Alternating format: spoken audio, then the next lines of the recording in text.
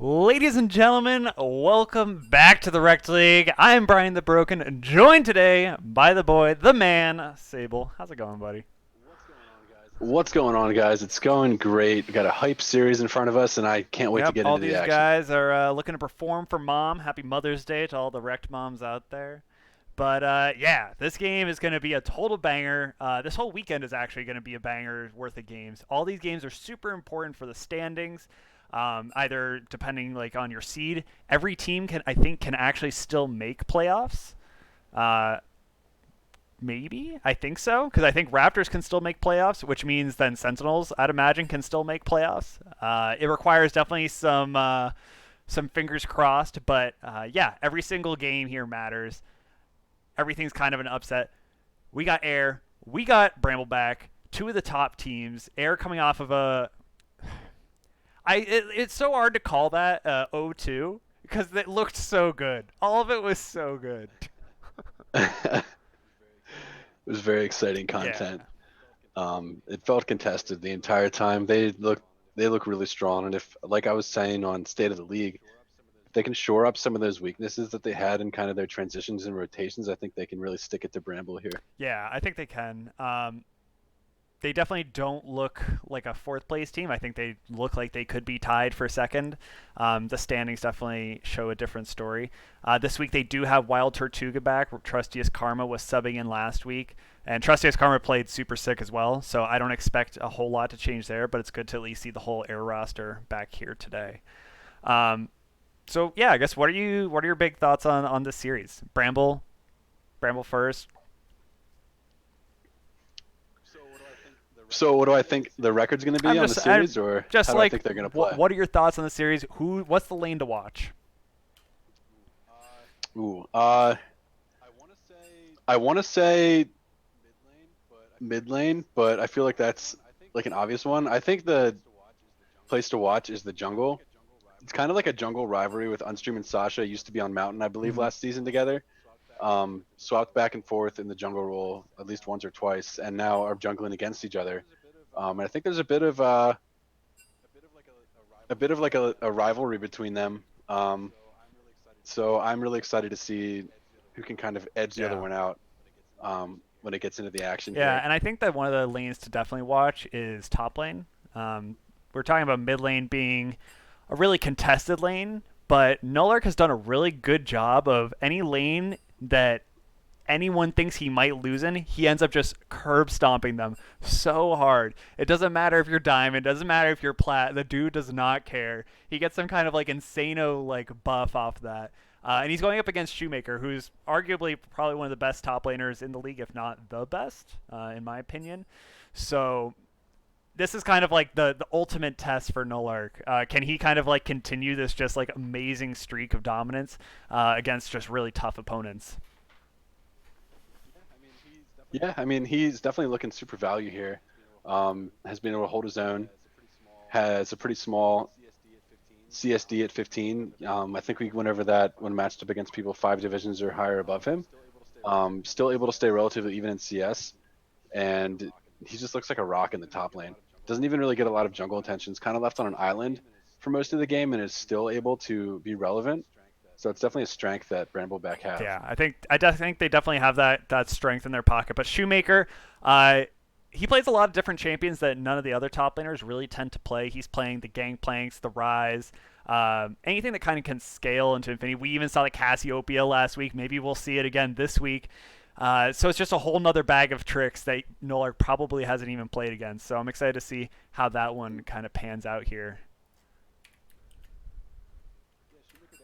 Yeah, Shoemaker definitely brings it with the unique picks. I'm not sure if he's still doing the cash at me $10 and I'll play whatever champion you want me to play thing, but that's a I mean, if phenomenal so, I idea. think we could probably just open up a direct line to that, put up his Venmo on the screen, and get the chat to vote on it. Yep. Get a straw poll. Um, but yeah, I mean, on the side of Brambleback, I've got. I think this is definitely might be one of their more tough matches. I mean, obviously Infernal's really tough. This is the third place team, or one of the third place teams with Air. This is like a good test because I feel like a lot of people have been saying, and I've heard that Bramble's just kind of like waiting to implode, right? Like there's just so much volatility on this team, but it just looks like they've been stomping so hard and they've been smashing through the competition. It's waiting. We're everyone's waiting, and all these people are saying that they're gonna implode at some point, but it hasn't happened yet, and I don't see Yeah.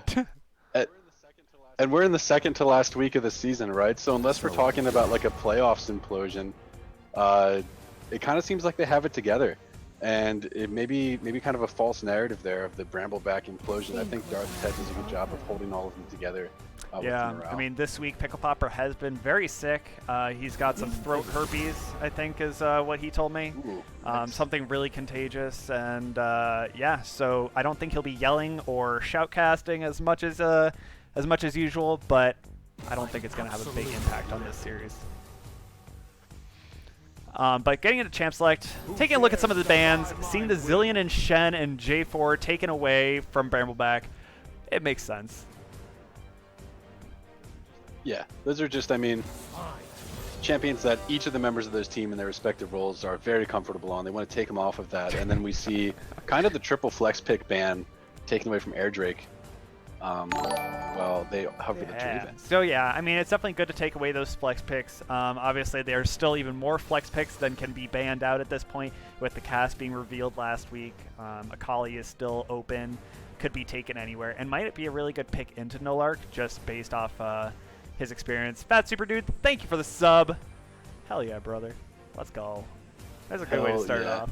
And I really like that Brambleback, I mean Air Drake rather, here took the Caitlyn for themselves. Kind of functions as a fourth ban against Bramble because that's one of the champions they love to play so much on Darth Ted in the bot lane, arguably his best champion.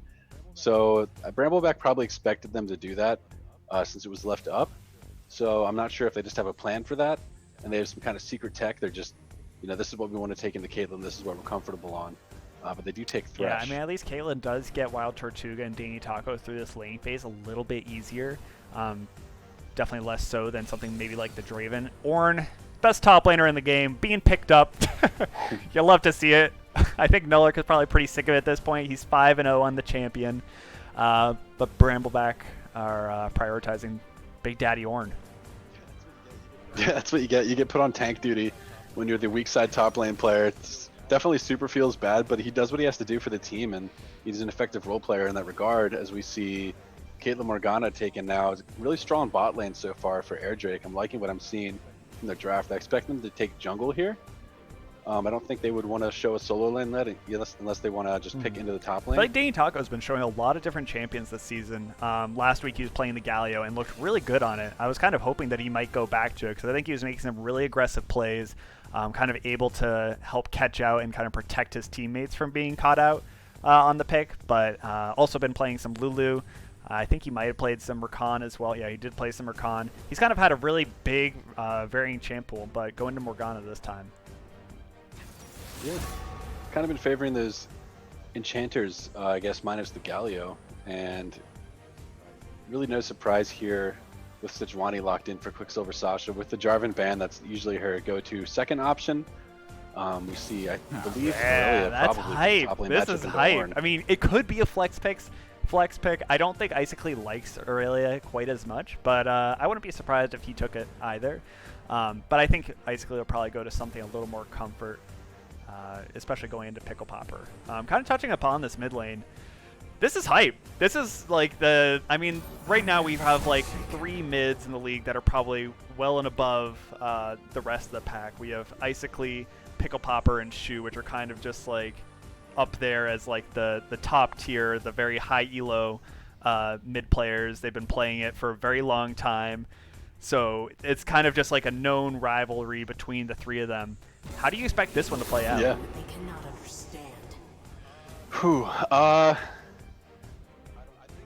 I think they both have some tendencies that might punish them in this matchup. I know Pickle Popper tends to shove lane a lot, and Icicly tends to look for some potentially greedy roams sometimes when wave state's not the best. So if either of them get caught like playing sort of a greedy kind of style in the mid lane here, these junglers I think are just going to both be hovering in the mid lane and be able to snap into action whenever something like that happens. So I expect either A, both teams to recognize that and there to be a very passive mid lane, or B, them to continue playing the same style and we're going to see all the action mid lane. So I'm not sure if they're going to try to temper some of their tendencies that can be punished, or if they're going to try to play a Yeah, little and more Icicle conservative. coming off a pretty rough performance in his last series against Infernal. Like, I mean, I thought it was going to be a little bit closer, but yeah, his first game on Syndra was just getting picked off time after time, and even the Yasuo game was definitely having a rough time against Shu. So hopefully trying to get the redemption arc going against Pickle Popper here. But kind of rounding out some of the rest of the picks, we can see Darth Ted picking up the Jinx. Really, this is really the telegraph front to back team fight. We see the Ornn and the Sejuani as the big meatballs, Thresh as the utility, kind of helping get some picks, the Lantern to kind of save Jinx. But yeah, Yeah, nope, nothing new here. same old.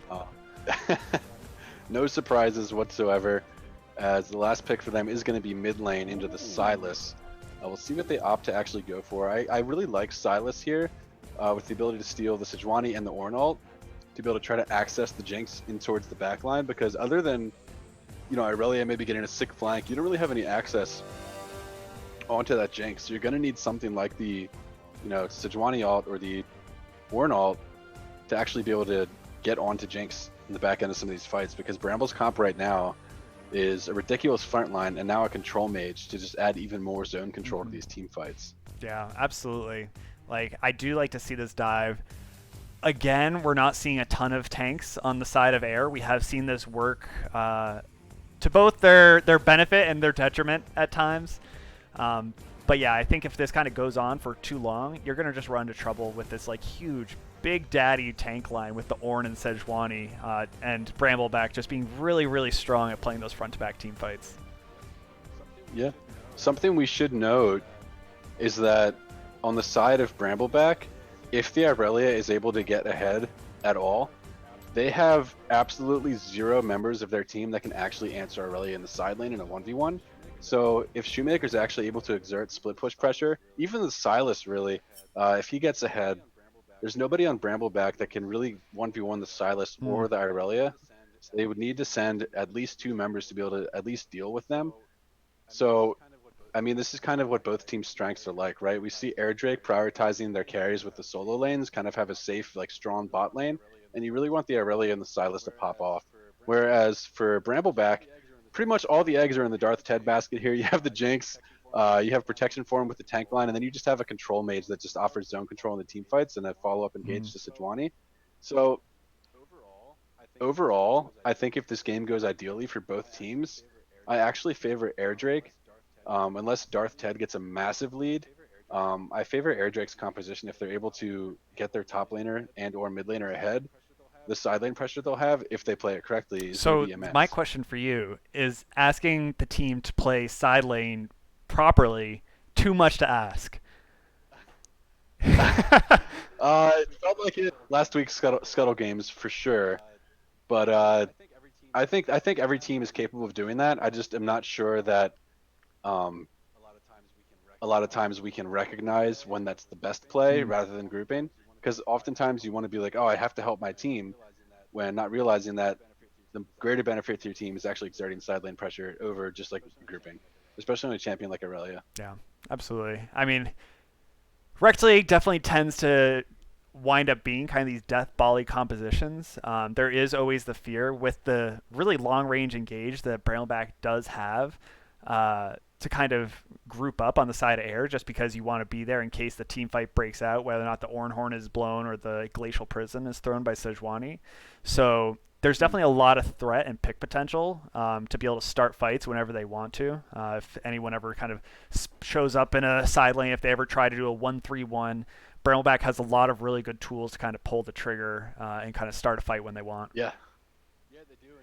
Yeah, they do, and it's kind of a meme right now because I think last weekend in their game that was casted, they had the Sejuani Oriana as well, and whoever was casting it was like, "Oh, there's no good ball carriers here." And then we saw a play where Sejuani just dove in, he got the Oriana ultimate onto I think three people, which is kind of memey. But I don't know if they're just going for that one again, it's like a kind of a Guess cheeky so. pick. I mean, I think that Uh, Sejuani's a perfectly fine ball carrier. I Yeah, think she is I too, think like you don't need to go but have anyone that's going like that crazy. yeah, But I will say that I think it's definitely going to be harder to hit some of the key targets in this situation. Caitlyn having a little bit more range, and Icicle and Shoemaker having the mobility to kind of escape some of those situations, hopefully. Yeah, and I'm gonna be really curious to see if, knowing the Trundle was picked up for Air Drake, if Sejuani actually opts into something like Fleet Footwork or Hail of Blades, even Conqueror. We see Sejuani's, when Trundle's picked on the other side of the map, often rotate out of Aftershock to kind of deny I him picking up love those me extra some Fleet stats. Footwork Sejuani. That is the spice of life right there. That's what I like to see. Yeah, Hopefully we see some of that. Yeah, I think it also just works really well with her kit, kind of getting some of those speed ups to get maybe another extra auto in that you wouldn't normally to be able to pick off a good stun in the early game. But yeah, it seems like we're yeah, not going to see that. No spice of life today. Just normal life, normal mom's day life. yeah. Which is fine. I mean, Trundle actually being able to get his ultimate onto you when you have the Aftershock active isn't always the easiest on Trundle. Um, so it's not like it's going to be super hard punishing for them. I mean, if it does happen, it will be annoying, but it's not Mhm. like the end of the world that she took that My client mastery. or my client just disconnected, so I'm reconnecting. So hopefully Oof. not a huge deal. Well, we're Are you on the Rift yet? we're on the Rift, about All seven right. seconds in. Well, you can just pause for a second. I'll just catch up in a second. Um, but yeah, so I guess talking a little bit more about this jungle matchup, we haven't talked a ton about it. We've seen a lot of Trundle this season. And as a jungler, how do you feel Yep. about this matchup? I feel like Trundle's just insane. All right, I'm in. Um, All right, let me know your yeah, I'm timestamp. at 7 seconds now. And All right. go. Yep. Oh, didn't go. All right, I'm at 8 seconds. All right, I'm at Okay, 13, just waiting. 13. Go. Cool. All right. We're All in. right. There we go. This is some hype shit. That's the kind of shit that you like to see. Disconnects, bug splats. This game already action packed. Brambleback versus Air Drake. I want to say Mountain so bad. I feel like I cast way too many of their games. Brambleback's just going straight forward. They're running right in there. We'll get spotted on the ward, placed down by Sickly, but actually able to pick it up. So that's one CS to Sasha and already a massive Yeah, 3% that is XP lead. huge. I mean, if you're a scaling jungler like Sejuani, that 3%, every 3% matters. Yeah, you're gonna want that. Crucially, Silas actually took Ignite here.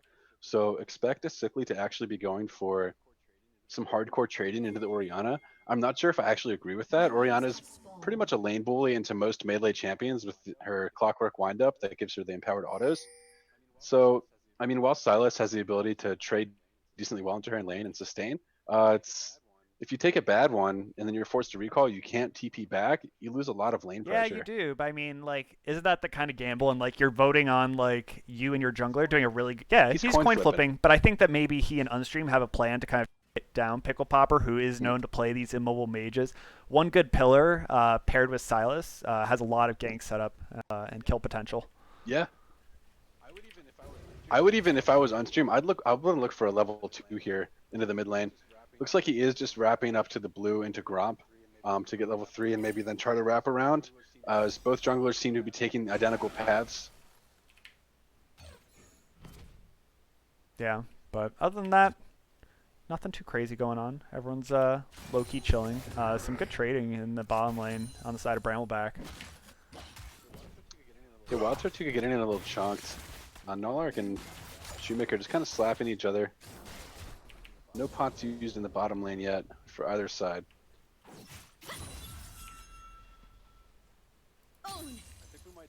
I think we might see it. I think we might see like a safe, kind of slow-paced game from both of these teams, knowing that it's pretty important for the playoff standings. Don't want to try to force anything super hard early. As we see Sejuani now pathing down towards the bot lane for an early Oh, lane here we gank, go. level 3. Gank in mid lane. Great pillar. Gain nice damage onto Pickle Popper. Ignites down. Yeah, and get the stun as well. He doesn't have to flash. So that's actually pretty good as we see an Ignite bot lane on Tortuga, and we'll get picked up at the last tick of that by Thresh. So Colonel Paco coming through in the bot lane while we were watching the mid lane play, pick someone up with the Yeah, and ignite. Unstream's here to just kind of collect some of the CS and maybe prevent any plates from falling. Not exactly sure why the stream is a little laggy, but we'll get there, I'm sure. Looks like the connection health is a little weak right now. Do you have the Riot Vanguard Oh god, open? I might. Here we go, stun in the bot lane. Trundle's still here, he gets the killer up, and Kurapaka's slowed while Tortuga's finally here. Yeah, But buff. yeah, I don't think it's going to really amount to much. Yeah, no, didn't even have to burn the flash. So honestly, well played by Ooh. Paco to know his limits there. Sasha's in rough shape.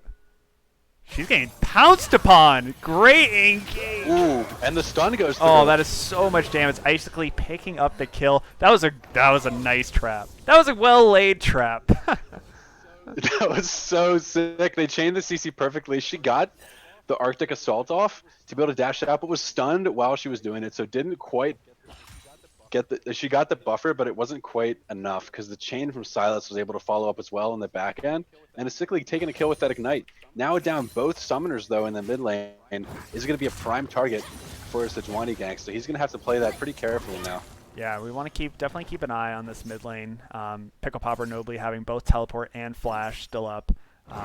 Should be able to kind of get some kind of advantage, but that's a really good proactive play. That's what we want to see going on, especially when you have this Aurelia and Silas that you're just trying to snowball to deal with these, these slap heavy tanks. Ornn is no joke. No. And look at this mid lane wave right now. Sickly has managed to thin this enough that I think he can actually just freeze it right into his tower, and maybe just actually have it stay there.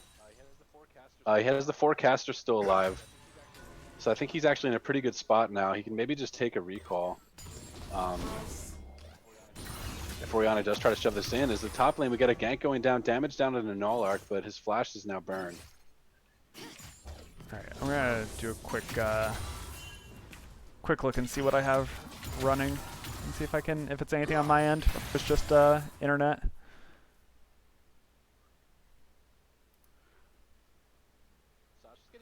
Sasha's getting pretty low in this dragon. Sickly's here, but I don't know how much they can actually do. Actually opts to go in and is super low. Gets the healing off, but it's not quite enough. Conqueror procs, but ends up just falling to Jinx, and Tortuga having to flash the wall. Still level 3. That's Darth Ted sitting on almost level 5, and Wild Tortuga is not even halfway to level 4, so they're just getting absolutely zoned from XP in this bottom lane.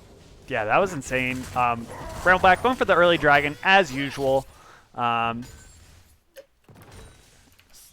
fam. I'm just trying to clean this up. It looks like my Chrome is using up a ton of my memory.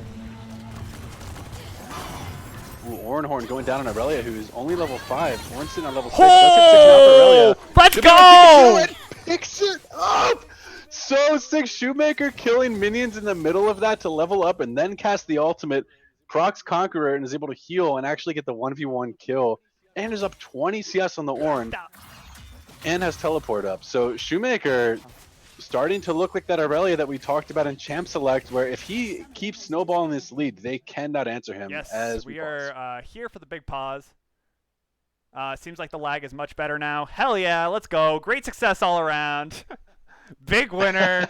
That was insane. Holy shit. Ooh. Yeah, I mean, like, this is what I was kind of expecting in this top lane. Like, you see Shoemaker up 20 CS already. He just, like, I don't know. He has a ton of experience. He plays all these champions that maybe you're not going to see at, like, I don't know. I think Nullark is about Silver 1.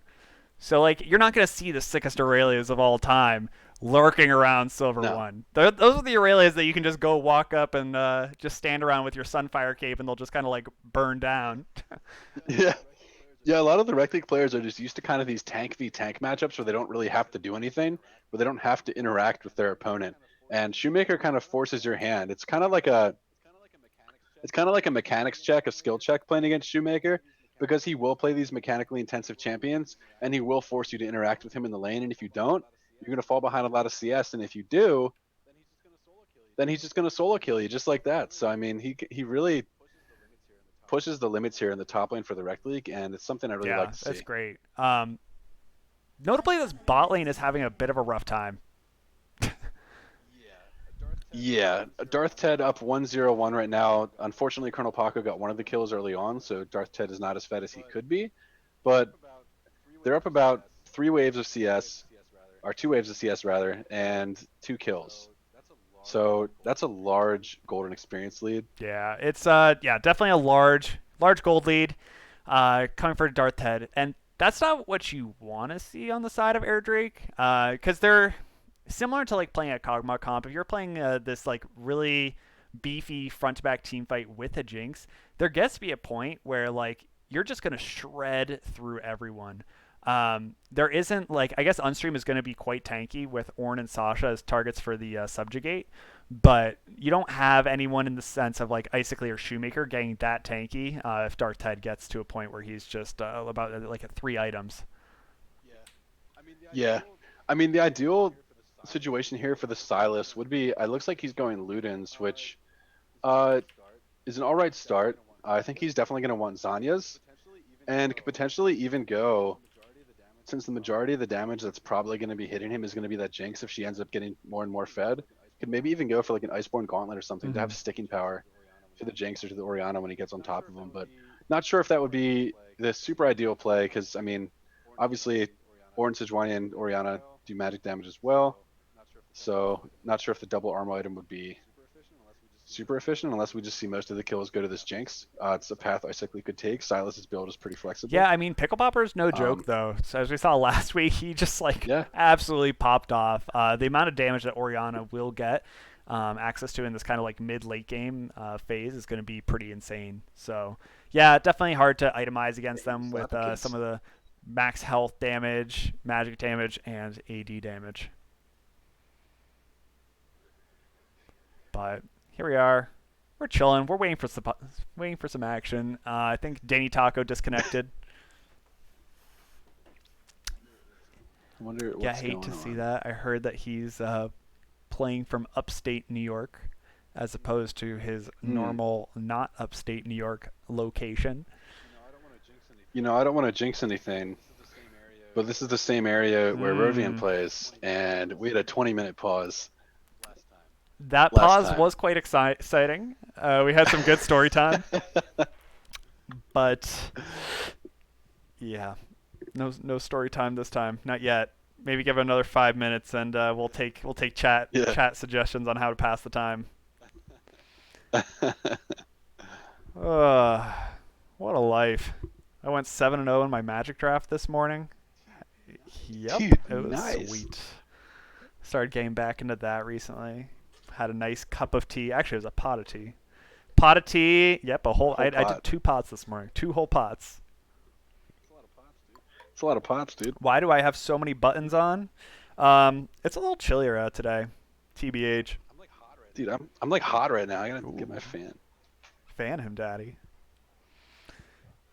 There we Yeah, we go. just got an air conditioner because we don't have any in this new apartment that we're in, and it's fucking huge.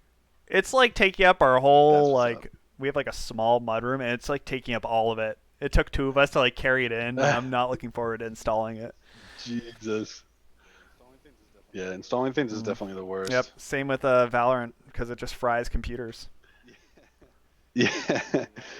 Yeah, the Riot Vanguard thing like makes me have FPS drops in League when I have it on in the background. I always have to close it. I'm not sure if it's that or if I'm just having FPS You drops, can blame but it on something. Everyone I needs a can blame it on scapegoat. something. Yeah. Is Looks he? like he's back. He Okay. reconnected. All right. All right. We're here for it.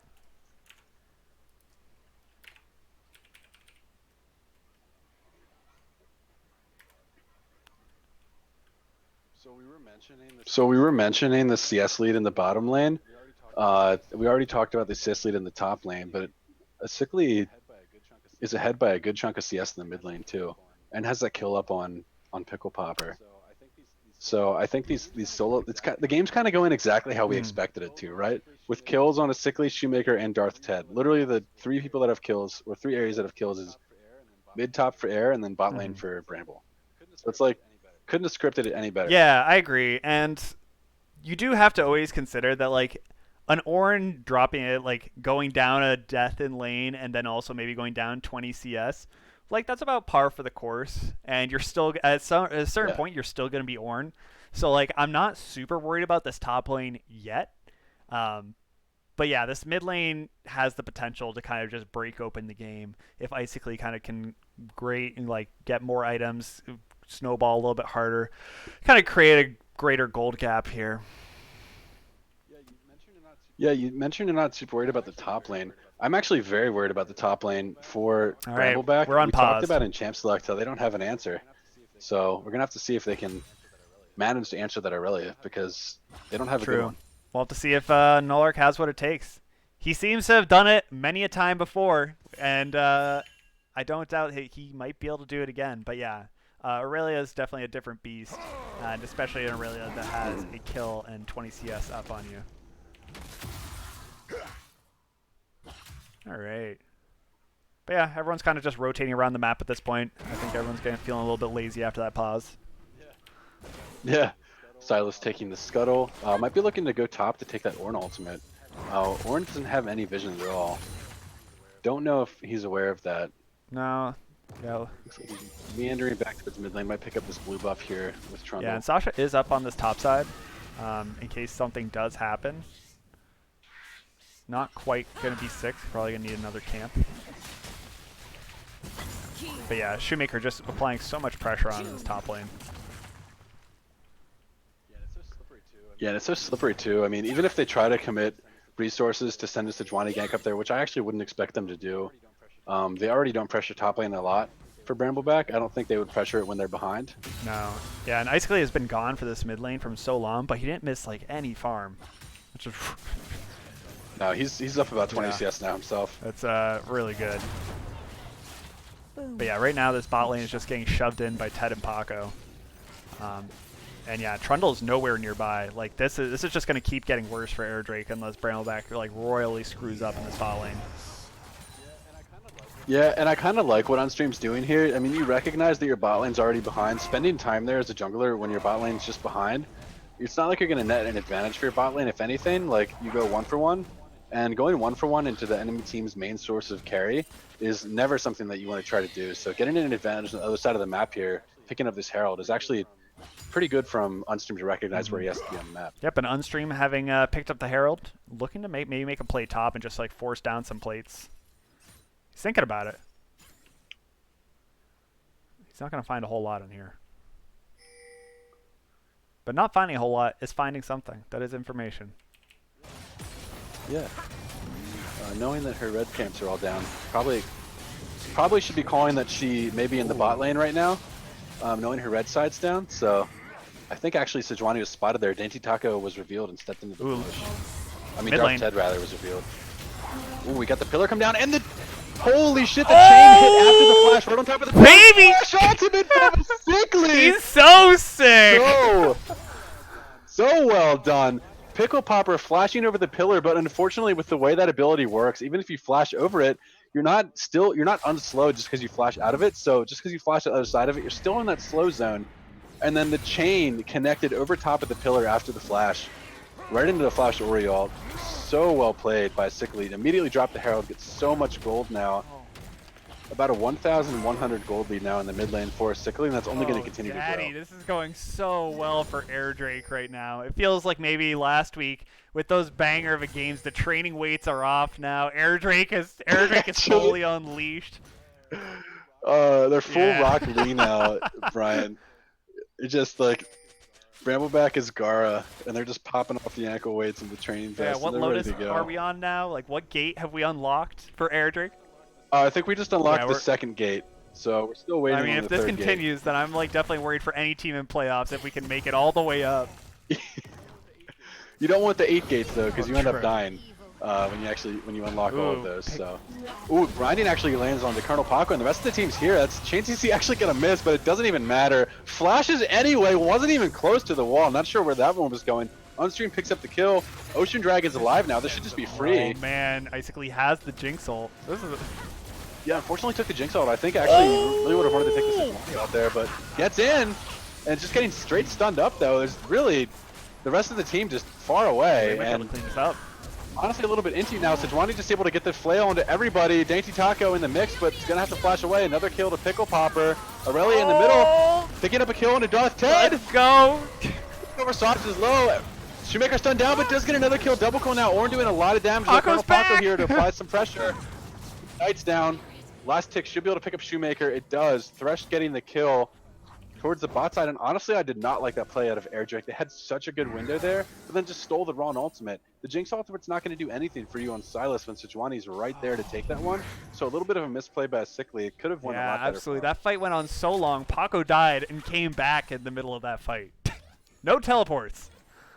Holy shit. Yeah, I mean, it was looking so good for Air, but it just kind of, I mean, a little bit of a misplay, a little bit of an overstay at a certain point, and trying to just make it work. But yeah, that was definitely a little bit of a sloppy play. Could have been probably a free dragon had they just like flexed and pushed them off of it. Oh yeah. Yeah, that was super free. I mean, usually Brambleback also This fight is still kind of going. But Aurelia doesn't have teleport. It is still kind of going. Orn's still here. Aurelia's exerting side lane pressure. If you're Air Drake, you don't see Orn top lane, you have to expect that he's somewhere around. You saw him use his charge into the wall there. So you should know that he's there. I think you just want to give this dragon and try to push out top lane, but looks like a Sickly maybe looking for something. I think they should back off. Another dragon going over to Brambleback. That's 2 dragons at 12 minutes. He's going according to the script. Yeah, they are going for it, and I mean that is a viable win condition for them, right? Because I do actually think that they get outscaled versus this composition with how ahead this Aurelia is now, and gonna really having a hard time actually pressuring her in the side lane. So if they can just stack up towards an early soul, that is a very good win. Yeah, especially in our Infernal Soul. That's kind of the soul you like to see. Paco making the big play, getting the hook down, flaying them both back. Yeah. Ult coming in from play. Jinx, and that is a clean play from Brambleback. That was so good, Brian. They didn't even have to use the Sejuani ultimate because that flay was so good into the box. They were just able to CC them with that. That was insane. That was really well played. Putting up the black shield after already getting hooked just kind of meant that Paco was just able to be delivered in there. Because you're still able to reactivate that upon if you hook beforehand. So rough stuff from Dainty Taco and rough stuff for this bot lane, but Brambleback is looking so huge right now. This is back and forth. This is kind of like, feels like the more expedited edition of Air vs Infernal. Just like, they're just throwing like 2k gold leads back and forth, as opposed to last time I think it was like 1k gold leads. I was going to say, Nollark has to be careful here. He's probably going to get tower dove by Shoemaker, and that's just a free one for Shoemaker. In the top lane. He actually could have lived. What? He could have just kept walking. The last tower shot wasn't going to perk on him. So hard. Oh, no. No, my boy. That was big oof. That was unlucky. I mean, Shoemaker back at his old ways again, just taking all these tower shots. Still able to get the kill, but now giving Orn a shutdown kind of puts him back in the game. Oh man, the PayPal difference is real. Yeah. But yeah, as we were saying, like this is a 1k gold difference. Brambleback's still in charge of this. This bot lane is just ginormous, and they're now unleashed upon the map, having taken down that first tower. Yeah, they're definitely going to start the roam. Already have sent them to the top side. Going to look to secure this Herald. With having their strong bot lane top, Sejuani's already there. Caitlyn's just bottom. I think she really just has to farm it up right now against this Ornn. They could look for a 4v4 with Ornn not having the teleport. I actually think their 4v4 is pretty strong since Caitlyn's kind of irrelevant right now. It's not going to matter that she's not there. But there is a ward from Brambleback. And Caitlyn just straight up getting 1v1 in the bot lane, just really stepping up way too far. Yep, that is rough. Not respecting Nollark, and Nollark is back in this. But looking back at Herald. Yeah, that's just gone. Money off him is taken by Sickly. A big shockwave though into Taco, and upstream they're just immediately taken down. The hook lands. Icicly's in the mix and might be able to kill Pickle Popper. No, is ignited and just chain CC'd up a triple kill for the Jinx on top of a kill from Orianna. Is going to be an ace after Caitlyn had fell in the bot lane, and that just is not good news for Air Drake. Don't really have to force there, especially after some of those abilities lands. The rest of the members can kind of just walk away, but decide to look for some kills on the trade back. Yeah, that was rough. I mean, at this point, like, 2 towers, like, that's... Wait a second. Okay, that was pretty cool though from Wild Tortuga. He like laid down 3 traps in a row that he just stepped right on top of. But didn't really end up mattering, but pretty Um, sick. but yeah, I mean, what was just like a 2K difference is now a 4K difference. A little bit more than 4K at this point. So yeah, Darth Head is 6-1-4. Summoner is down on Icicly, doesn't really have that backline access, and they're just like so far behind. Wild Tortuga is not going to be really relevant for such a long time at this point. And all of Brambleback kind of feels like they're starting to get online. Nullark is gaining levels. He's getting CS, which is basically all you really need him to do. Darth Ted is getting all the gold in the world. And even Pickle Popper had a really good shockwave in the middle of that fight to just kind of turn it. Yeah. Yeah, he definitely did, and this is exactly where you want to be if you're Brambleback. This is your comfort point in the game where you have the gold where you need it. On your carries, mid and bot lane, your tanks are just getting tanky, and the side lane pressure is not so egregiously large right now that you're not able to actually group and fight. The top lane tower is still alive here, roaming up. and yeah, he is roaming up, and Shoemaker pretty overextended. I don't know if he can actually turn this around with both ultimates available for Nullark and Does have Pickle. flash. The chase is on. Dainty Taco, but he jumped on, has to flash out. Icicle actually roaming in with the Threshold, gets a lot of CC down, but just instantly hooked by Thresh, and then the Jinx ultimate comes down to lay down the rest of the damage, able to get excited with the flash ahead. Oh, man. Slow doesn't land, but that's third dragon up and available now. Yeah, there's going to be nothing Brambleback. that they can do about this on the side of air. Pickle Popper teleporting in, just saying that he didn't even care about Shoemaker. Didn't need to chase that one. But, yeah, I mean, this is snowballing out of control so fast. 3 dragons. They're going to be threatening Soul wildly early. And once they get Soul, I don't think there's anything that they can really do on the side of air to kind of combat this this Jinx. Like, this Jinx is going to be just tearing through your entire team. Yeah, with Infernal Soul here, it's going to be tough. Shoemaker trying to get a little more 1v1 action going on in the top lane, but has to be careful. Sejuani was spotted on a ward, so he wisely backs off. Yeah, I mean, right now they just need to scale on air, right? How do you stop this snowball? Is there a way to really stop Brambleback from snowballing short of them kind of making an error? At this point, no. Brambleback is so used to the style and it's so comfortable right now with what they have to do that really I don't see them making any errors that aren't forced. So honestly, Airdrake is going to just have to, play to probably the only win condition they have now, which is honestly just side lane pressure with Shoemaker. Send him bot lane. I think we're going to rotate him out of that, 1v2, 3 in the top lane, or just try to get side lane pressure bot lane, far away from the Baron, maybe pull some members over and then try to take the Baron. I really don't see a world where they can just straight up fight. No, this is definitely tough. Everyone's under-leveled, under-itemed. Tower's just falling. There's so much gold in the pocket of Brambleback.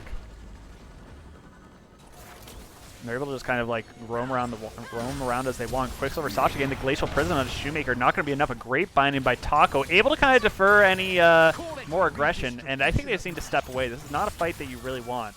But yeah, they see the Orianna mid lane. They might have actually been able to look for something with Orin being in the bot lane. Orianna mid. That was. Oh, let's go! Here it is. Glacial Prison coming in. The ultimate. Oh man, they're just carrying him through. Comes down to Jinx shutdown now. Colonel Paco going to fall, and the TP's just a death sentence now for Nullark in the middle of the whole team, and Baron spawning right now. Triple kill for Irelia. Orianna's there, but they saw her roam over. They're instantly pinning the Baron. Let's go! They know what they want. We got ourselves a game again.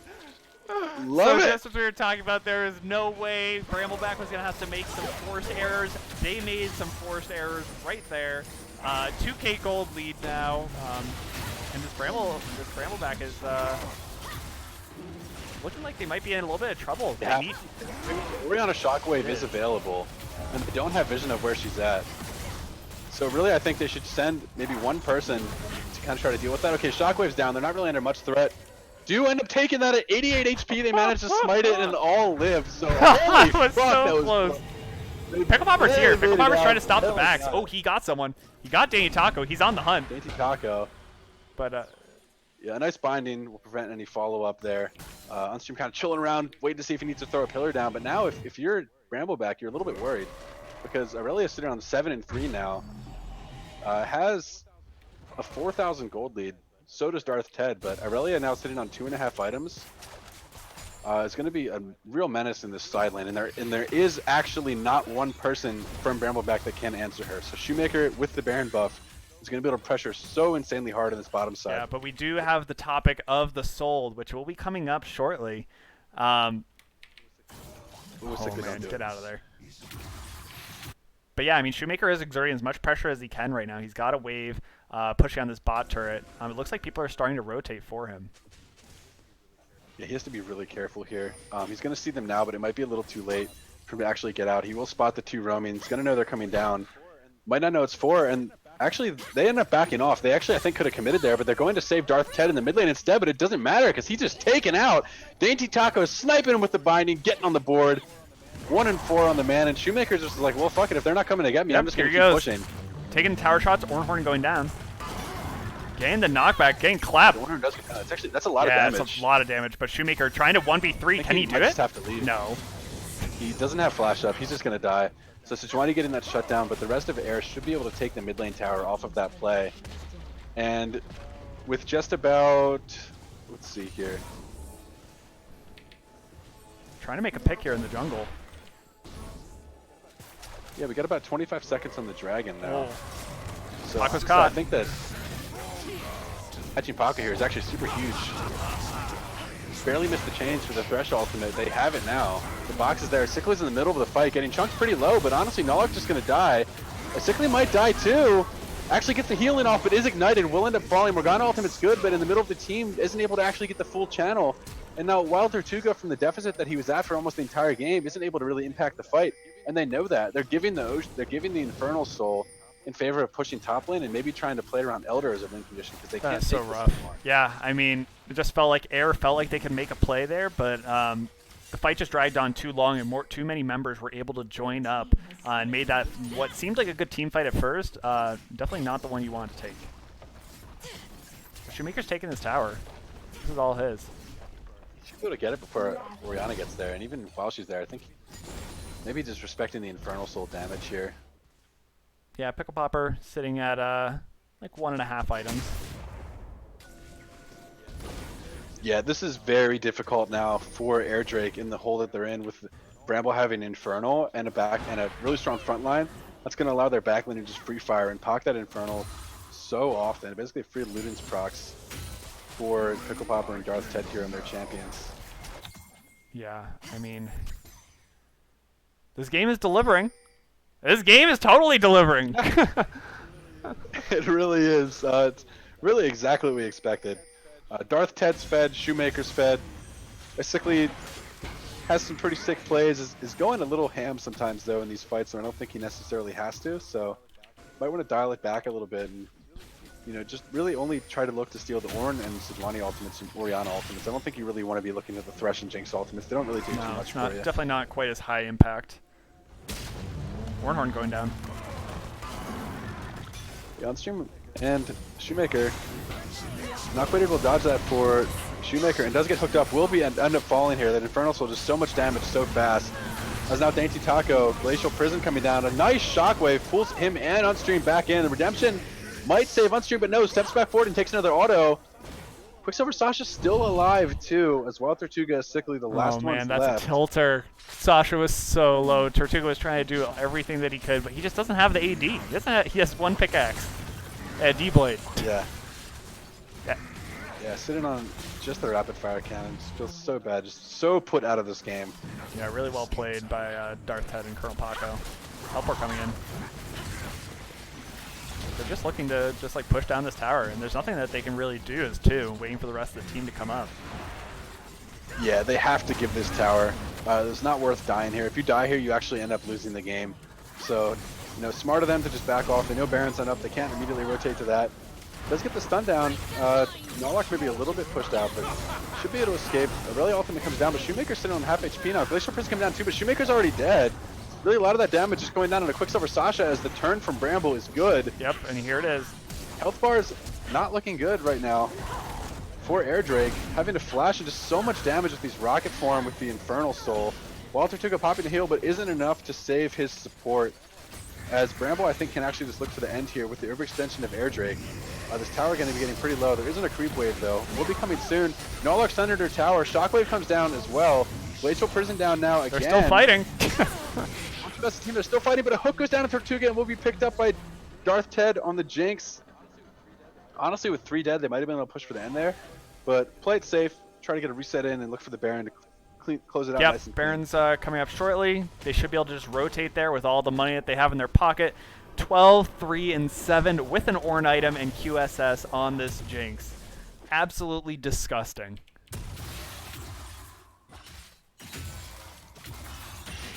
Yeah, that's nutty. This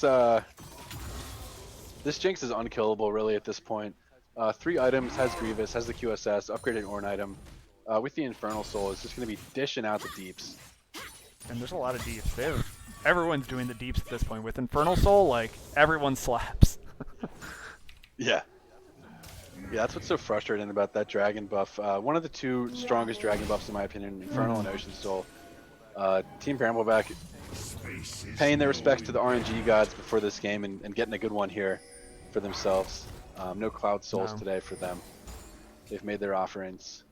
As a little spooky there for Dainty Taco stepping up for that ward. Ends up not getting punished, but there's super minions in the base for Air Drake that they will have to answer eventually. It's sickly, unfortunate positioning there, buddy. Just gets hooked straight into some chain CC. Does live for a little bit, but not quite enough, as he will now be down for 40 seconds. This is just a free Baron for Brambleback. Yeah, it just kind of feels like Air is getting picked off left and right here. Basically, not having a great game so far. He was having a pretty good early game, but this kind of happened to him in the last series as well. Just kind of finding himself getting picked off in some of these fights and late game moments. So red team able to pick up the Baron buff, the red Bramblebacks. And they should just be able to close out from here. Yeah, the last bastion of hope now for Air Drake is this Elder Dragon. If they can get a good fight around the Elder and swing a team fight, if they do secure the Elder Dragon, that's something that they can look to maybe try to turn the game back into their favor. But at this point, it's such a big I don't even know if there will be a Soul. fight around Elder Drake. Yeah, they might just end here, honestly. They're going for it. They want it. Honestly, I probably would have just gone for the end rather than leave it up to a gamble. But still definitely a tall order for Air Drake to try and make anything happen. No one's really in position as it kind of spawns in the next... We got about 30 seconds here. Meanwhile, we have basically Unstream in the base trying to clear out some of these minions. Icically has to drop that Thresh ultimate now if he wants his ultimate back up in time for this fight, because that's really not the one you want for that fight. Should have probably just dropped it in the base and then waited for the cooldown of your ult, but now sitting on a full cooldown left on his ultimate. As Unstream will get picked off here. So much damage going down onto him. It's pretty tanky though. Nick's ultimate comes through. Unstream actually living for quite a long time in the middle of this fight, and Rally ultimate on 3. Oh, they did it! The backline, killing Darth Ted, does pick the kill. Is it gonna be enough though? Will fall on the backside, double kill from Orianna, and I don't think it's going to be enough, Brian, as they were able to pick up Darth Ted, but the rest of the team just doing absolute What a heartbreak for Air. They finally Soul. were able to get onto Darth Ted right when they needed to, but just everyone slaps. Everybody slaps at this point. Yeah. Even Sejuani's able to 100-0 people, so... Yeah, having tanks now that have this like DPS tool in their kit now with the Infernal Soul is just so frustrating to play against, because they just out damage you. No. You can't kill them. So honestly, very well played by Brambleback in this game, taking the series to a 1-0 lead, and honestly showing their dominance. Definitely showing a lot of dominance. It was close for a while. Sable disappeared. Sable dipped. I just, per usual, Sable dipped. He couldn't handle it. The game was too close. But yeah, I mean, it was definitely close, and I definitely expected this series to go a lot quicker, either one way or the other, and it did do that. The games versus Infernal and Air were kind of playing a lot more slow, controlled style. This devolved much more quickly into just Bramble kind of steamrolling up until they hit a few speed bumps, in which they then continued to win fights from there. Darth Ted popping the F off, just being an absolute monster, able to rip them all down. But yeah, Honestly, it looked like, I mean, Air Drake had the gold where they needed it in that composition, and then they just kept trying to force fights around where Brambleback wanted to fight, which was with the Jinx. And so I really think that there was a few crucial moments. There was a Rift Herald fight where Irelia was grouped when she could have been pushing the bot lane. They failed to rotate the Caitlyn up to the top lane and swap with Irelia to send her bot in part of the mid game. And I really think there were some crucial moments there where if they had just played side lane and not tried to fight around the Jinx, who was at that point I believe like 5-1 or 6-1, that they would have been able to actually net some advantages for themselves while not continuing to bleed out gold. Because they just kept bleeding out gold the more they tried to fight around Darth Ted. They picked him off a few times, but if you're getting trade kills in that situation, that's always going to favor yeah, Brambleback. definitely. So with that, we're gonna throw it to a quick 5-minute break, and we'll be back with game 2. Don't go away.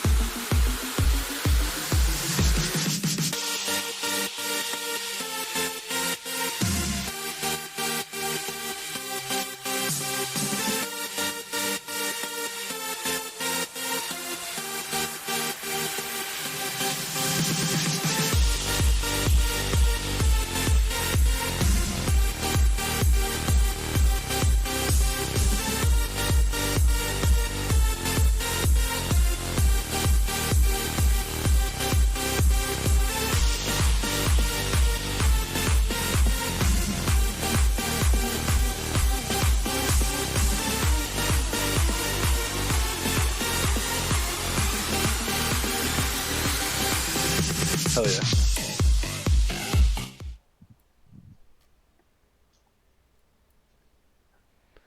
All right, we are back with game 2 of Brambleback versus Air.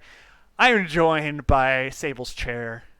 Uh, That was a good. See, I set well, that up for the it's rhyme. You're it's welcome. pretty sick. But yeah, so that was a banger of a game, much faster than the series last weekend, closing out. And what was the time on that? I don't even know. It was like 47 minutes or something. Oh, you mean in the Yeah, the past past game game. that we I just mean, had? they got Infernal, so Ooh, I don't know. Yeah, 29 29 minutes. minutes or I some mean, shit. Brambleback always forcing for that soul, stacking up their dragons super well, following their script. Air making some really good moves there on the back of Shoemaker, and some really good early plays from Icically as well. But they kind of fell apart in that mid late game. Yeah, I mean, it was so unfortunate. We kind of already touched on it. I don't want to beat a dead horse, but I really think that Air Drake needed to play around their win conditions a little bit tighter.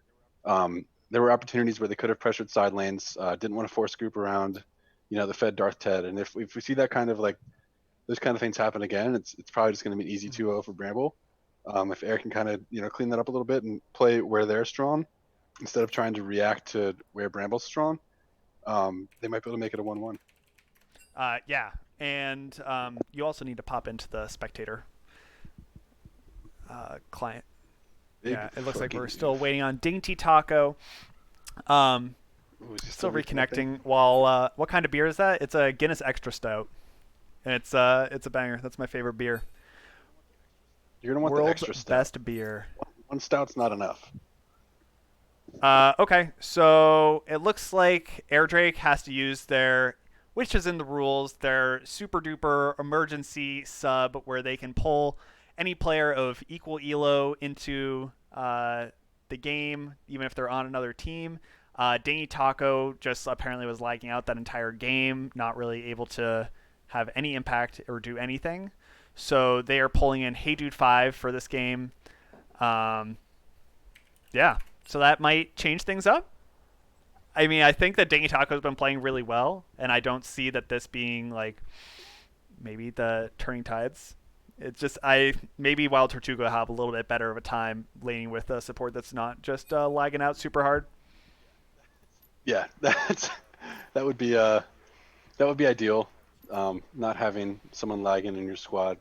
Obviously, it sucks having to sub somebody out mid-series like this, but it's better to get someone with a solid connection than not. Hmm.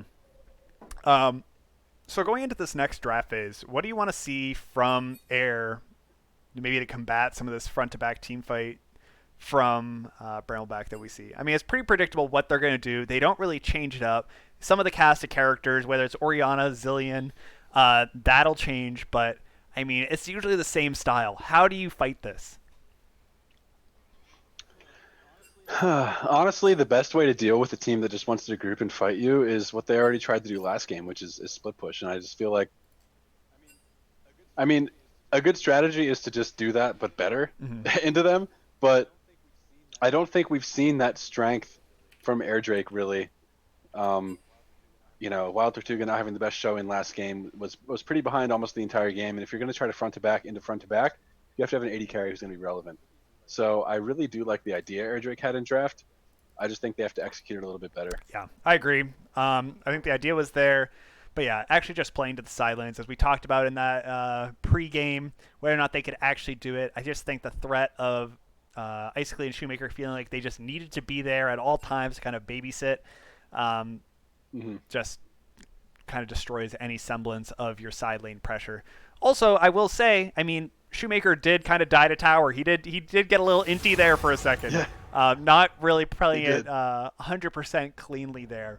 But we're getting into draft now on this game two. We'll see what kind of adaptations come out from the teams.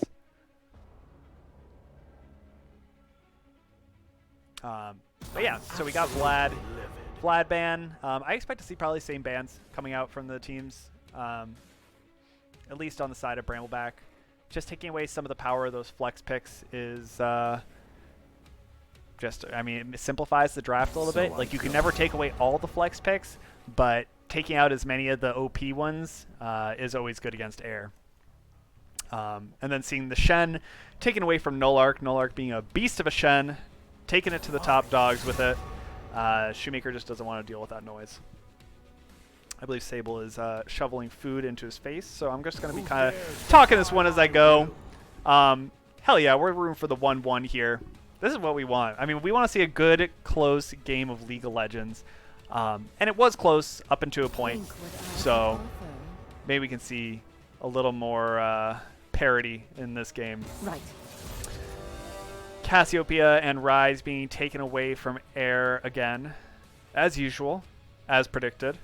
And looks like they're just running back pretty much the same bans on Air. Instead of being able to first pick the Caitlyn away, they are just opting to ban it. Fair. I think that's a totally fair move to pull. Just allowing Darth Ted the safety and comfort of Caitlyn is something you just don't want to do.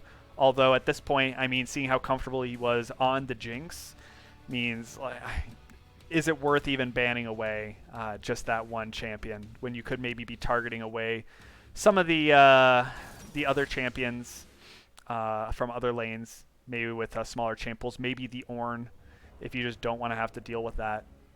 I would love to see more Ornn bans in the Rekt League, just kind of preventing some of the maybe the lower elo players having some like safety net to fall back on. But here we are. We see the Morgana being picked up from Brambleback, opting to take that away. Paco having a really good game on Thresh. Here we go. Nolark getting his 7th game of Ornn. You like to see that. Ornn still rigged. Pickle Popper's hovering the Zoe. I would love to see a Zoe game. Zoe's a ton of fun to watch. But yeah, looking at Air, we have the Varus, we have the Veigar so far. Veigar is definitely a different look for Icicly, if this does go to Icicly. I mean, there's definitely a world where it goes to Hey Dude. Varus could be a flex pick. You could even see Wild Tortuga go Veigar and Varus go into the mid lane to Icicly. Icicly having both the AD carry and mid lane champ pool. But we're going to see the Zilean. Pickle Popper's staple champion. One of the weirder picks in the Rekt League. Not a lot of players decide to pick this one up. But Pickle Popper rocks the shit out of that one. So as we get into this next ban phase, we see the Trundle also being picked up again for Unstream. Had an okay game. I think he had he didn't have as many successful ganks as he needed to, but I mean in terms of like playing tempo, able to kind of get the early Rift Heralds, burn some flashes mid. It was good, but I think just the rest of his team fell apart around him. Yep, he is 6-0 on the Ornn. Nolark is, so he's looking for the big 7. Big Daddy 7-0. Season 6, the season of Ornn. But yep, looking at some of these bans, we are getting rid of the Aurelia. I think that Nolark was probably pretty frustrated having to play against that. So deciding to take that one away. Sejuani being taken away from Quicksilver Sasha. I like to see that. I think that Sasha played that game very well with the Glacial Prison engages. They still do have Ornn, who has the Ornn Horn as kind of a safe and reliable way to engage from a distance. But taking away maybe the double threat of that and the Glacial Prison is always good. And Gangplank. This is pretty much 5 bans at Shoemaker. I love that. I mean, that's a flex. And you know what? He still has a champ pool. He can still play Singed. He can go play whatever kind of crazy shit. But you know what we're gonna see? We're gonna see the Cho'Gath. The Cho'Gath is coming in. He has been. I mean, if you follow his like Venmo or his PayPal, there's been a lot of requests for the glacial. What's it? The glacial augment Cho'Gath. So I expect we get to see some of that. It's been hyped. Vayne is being hovered. Darth Ted wants it. He's going for it. We get a Vayne. Always a big flex when you see a player going Vayne. One of the higher skill cap champions. But yeah, once again, we have the protect the Darth Ted comp. We got the Ornn, the Zilean, Morgana, all that can provide utility, and Paco going for. Wait, what? Is this interesting? I don't know. Did Brambleback? They're going Morgana jungle. Morgana jungle. Okay. Looks like it. Okay. I didn't know that was a thing. I guess it's a thing. But yeah, and then we got the Vigor not going into the mid lane, picking up the Xerath as the last pick. This is a wonky game all around. This is pretty wild. I think that Sasha might not have the same impact as we've kind of seen her in the past. I feel like it's always definitely hard to go from playing like these big daddy tanks and engage champions like the J4s or the Sejuanis and kind of go onto something more mage-like, maybe the Morganas of the world. Definitely a playstyle change, so we'll see if Quicksilver Sasha can adapt. But this is a wild, wild draft. How's your food, dude? Dude, I'm so Hell happy yeah. right now. I was so hungry. I was like, this is the only time I'm gonna get to eat because Yeah, I you play do. right after. I'm gonna But yeah, okay. So, Sizable Tuna, thank you for the 3 months on Twitch Prime. Love to see that.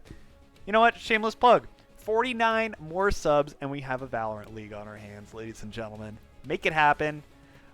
Should be a blast for all of you that have Valorant. It'll probably be a smaller tournament to start, and we kind of scale up and kind of figure out how to even do Rekt League on a shooter game.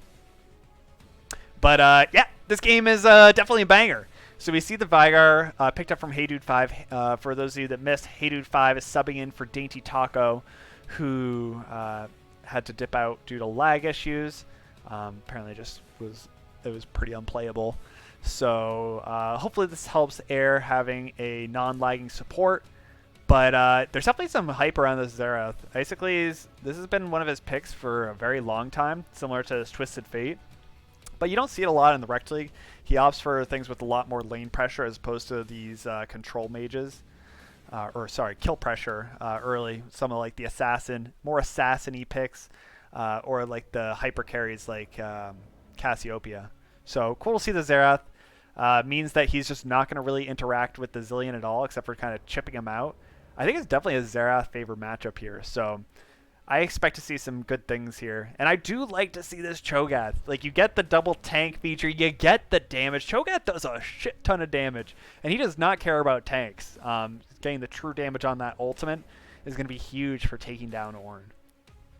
This has been a hell of a monologue for me. I've been... Dude, you're killing it right now. Honestly, I didn't even notice. I just felt like I didn't even notice that you weren't there. I've just been going and talking. Dude, I just got back. I wasn't here for the whole first game. Cool. No. While I do like to see the Vayne is definitely not one of the Darth Head specials. He does not play this a ton in solo queue. This isn't like some old secret pick of his. This is just a big flex, saying that I'm the better AD carry and I can take this to you.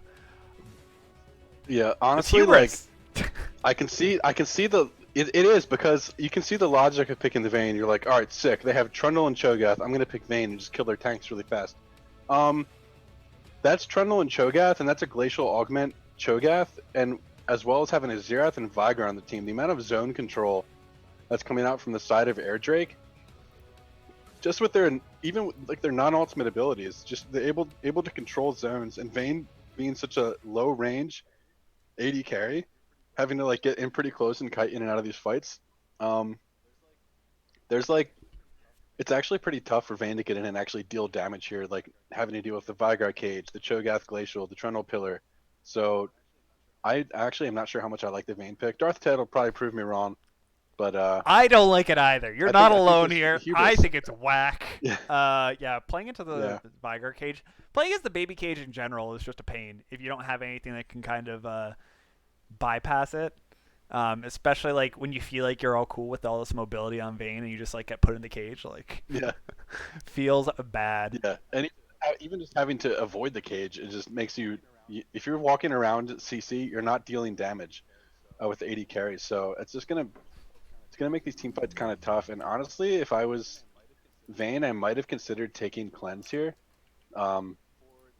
For the silence from Cho'Gath, obviously not super important, but if Xerath stun, Varus ultimate, Vigar stun, even just cleansing the slow from the Glacial from Cho'Gath, but opts for the heal, wants to go for the combat. Yep, center. and with that, we are on to the Rift. See how this game plays out. Show us some exclamation point airs in the chat, some exclamation point brambles. You can even type in Rekt air, and you get the little the icon. I think that's the if you have better Twitch Ooh. TV enabled. So hell yeah. Looks like Brambleback's going for the same thing. Yeah. And they get the gold again onto the jungler. Gets the ward kill, so already a bad sign here for Air Drake. Game's already going exactly the same as last time. Yep. But yeah, so tell me a little bit about this Morgana pickup. Do you know a lot about Morgana jungle? I don't. I personally don't play it. But I do know that she actually functions pretty well in the jungle with Talisman for the amount of healing she gets from her passive, and then obviously from the Talisman itself. Um, we'll get spotted on this blue side start, but I think she actually has a pretty healthy clear. Her only struggle is in trying to 1v1 if she gets invaded on. And then actually her ganks aren't really that good unless you have setup from your lanes. So, I mean, it's just like kind of a power farming jungler. Um, my whole thing with the Morgana is if you're playing an AP power farming jungler, then why not just play Oh, the we might get some Karthus? action here. Um, yeah, they know she's starting there. We might just see like them try to snipe this away. Because usually you don't want to smite your first camp as the jungler. No, it's getting lower. Oh, they have it. He It warded the is. wrong side. Oh We're gonna no! have to guess here. That was Oh, that was pretty damn very close. Kind of janky with those abilities that are have those like big delays. Definitely had the Yeah. opportunity to try and snipe it, but It's Sasha not even smiting, just knowing that I got this. It's down to like 60 HP. This is like kind of a coin flip, but does end up picking it up, and it's already back to almost full HP. yep. Having burned one smite already. That's good. Trundle having not burned any, Yeah. but probably will on this Gromp, as junglers do. But yeah, I mean, I expect to see not much action in this mid lane. Whereas last time we saw a lot of focus going there from Unstream. I think that Icicle will definitely be able to just kind of do what he needs to do without any kind of intervention. Just hopefully getting a little bit of vision control from Unstream to kind of protect him from ganks. But I think he'll just be just fine bullying. But here we go, Unstream in the mid lane. Nice pillar. A lot of damage layer down. The red buff on top of it, so that is going to zone Pickle Popper really well now. Just super chunked in this mid lane. Has to be very respectful of the Xerath poke now, because a lot more poke coming through could just be, in kill range from, one or two abilities from the Xerath. So where I do expect to see a lot of the action would be in this bot lane. Veigar Varus have such an oppressive lane into as Sunstream just walks out of the bush and gets seen. Yeah, he's just waiting for his crabs. He just wants some crab time. Yeah, this bot lane for Air Drake is very strong into the lane Brambleback have chosen to pick for themselves. Again, we say chosen because that Vayne was like the last pick, if not one of the last picks. Everything was visible, opted to go for it anyway. As you and I are of the opinion that it's a slight hubris. Coming off of a win like that, you can't blame the guy, but it's definitely something that's going to have to, they're going to have to play a little more calm and reserved now, as Morgana looks for a gank. Oh, what a great binding. It comes down. A nice flay, but binding right onto Hey Dude 5 has to flash out last auto, and Vayne will pick up a kill, which is insane.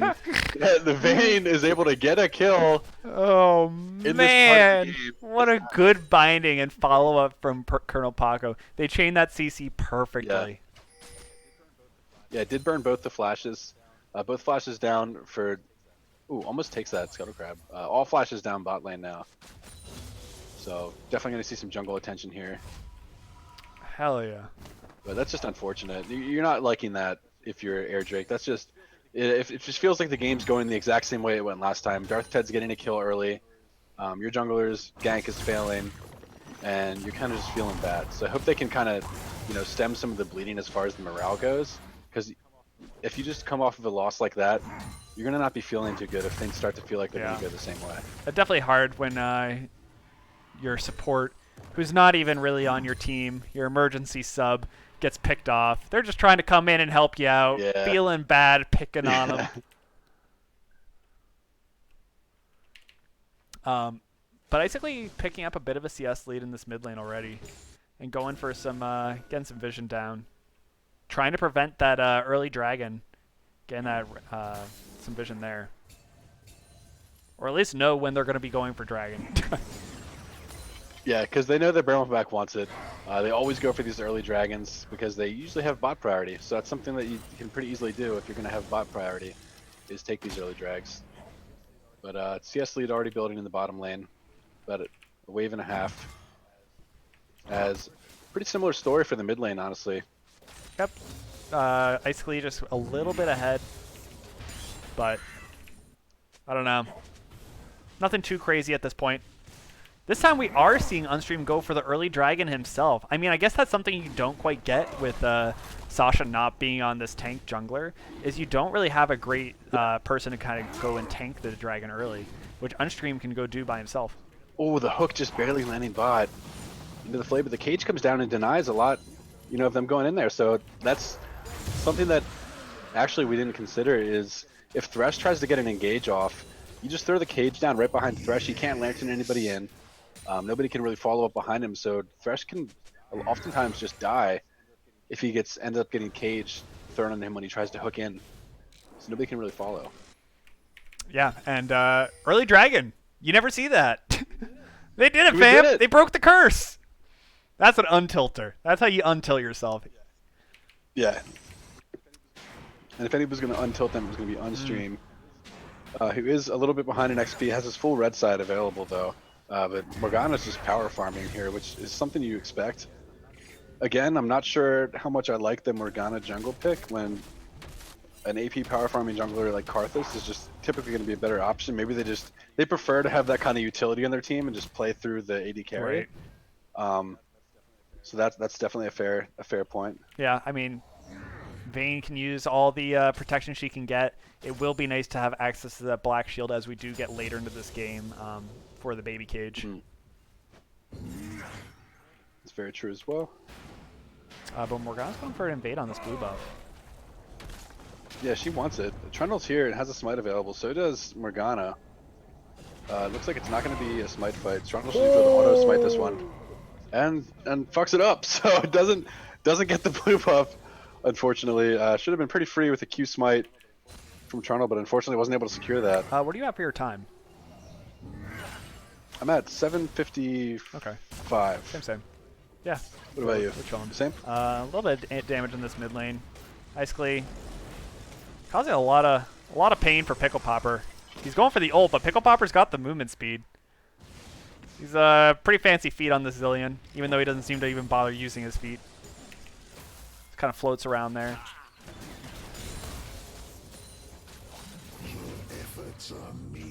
Yeah, Darthread's just getting absolutely chunked in this bottom lane. I mean, he has the early kill lead and a massive CS lead, but it's kind of scary for them to step up. But that CS lead, that's almost a 30 CS lead. That's actually insane. That's really strong right now. Really well played by the side of Brambleback, and they kind of feel like they have the safety to be able to do that kind of play. I mean, granted, Quicksilver Sasha was topside, so they didn't have their jungler in their back pocket, but definitely feeling confident, flexing a little bit, if you will. Might see some action here in this top lane. Yeah, we're seeing this game play out almost exactly the same way. Ornhorn's coming down, and Shoemaker's overshoved with no vision, so this is kind of the same thing that happened last game. This is where Shoemaker ends up falling. Pushes past that midpoint past the river, has absolutely no vision. Aside from the ward that's very deep in the river, actually should have seen Morgana walking up that way. This more jungle is hilarious. She literally just if the second she hits that bind, she just walks in the lane and just everyone dies. Yeah. Making it look good when you hit the bindings. Yeah. And it's super free, and there's a massive CS lead now for the jungler on the side of Brambleback. Nice to nine that pillar.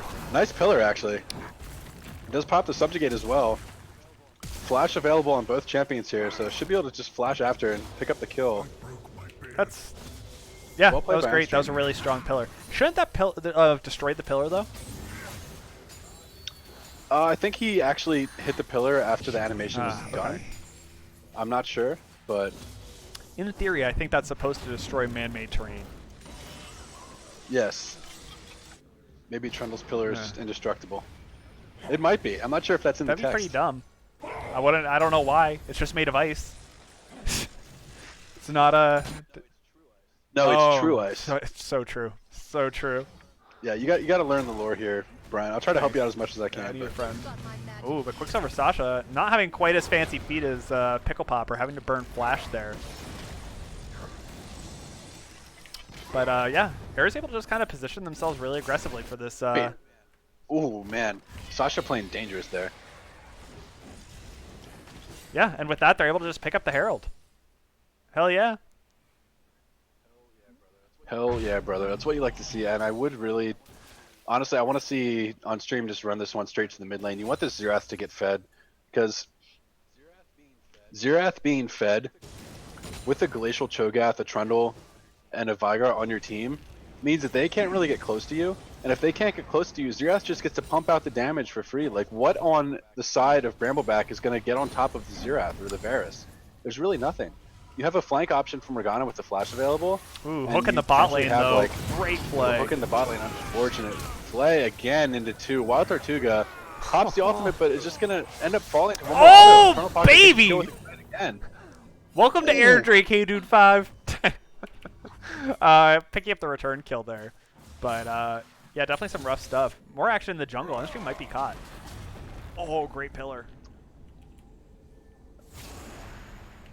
An action in mid lane. Yeah, Sickly is throwing not down where the you wanna damage, but be! just walks straight into a binding from Morgana. This Morgana pick just like looks legendary. She just like kind of, everyone just kind of walks into these bindings.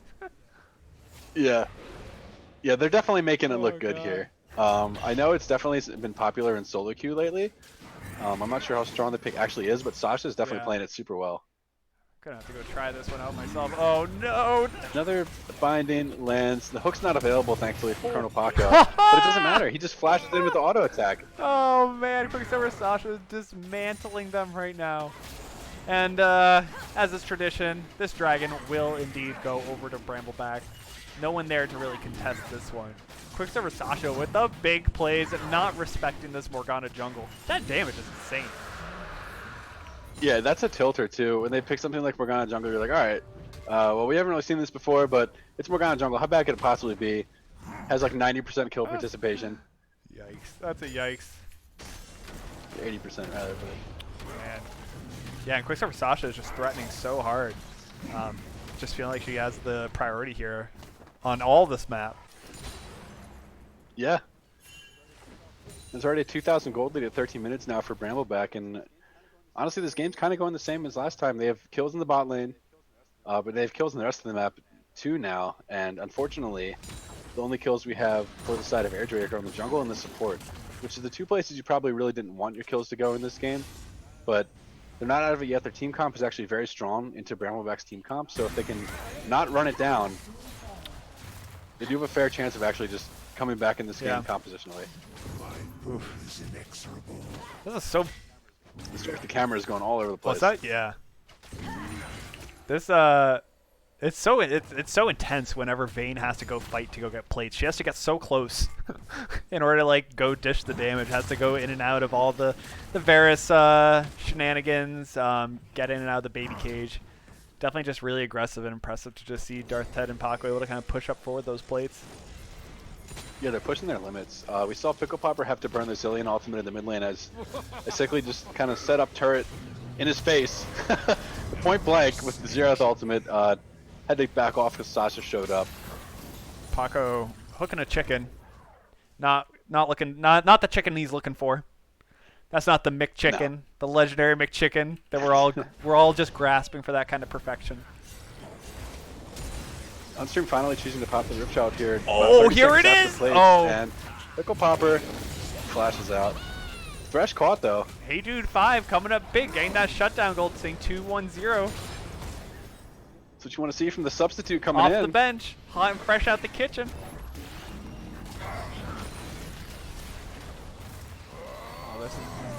And you can kind of see the strength here of Air's comp when they're grouped like this.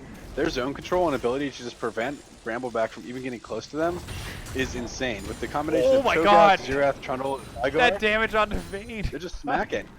It's so much damage, and they have the Varus poke on top of that. So I really like this composition if they're able to group up like this and push. You probably want to have someone in a side lane right now. They're sending Cho'Gath down to get that wave bot, it looks like. But if they can just group with the Xerath and like Vigar Varus, Brambleback can't engage onto those 3 champions. You know, if played correctly with the cage, you know, the Varus ultimate Xerath stun, that's really hard for Brambleback to engage into that. So that's a strong 3 they can keep in the mid lane while they keep farming side lanes. And maybe just, you know, farming side lanes with Cho'Gath, you know, getting jungle control with the Trundle. Yep.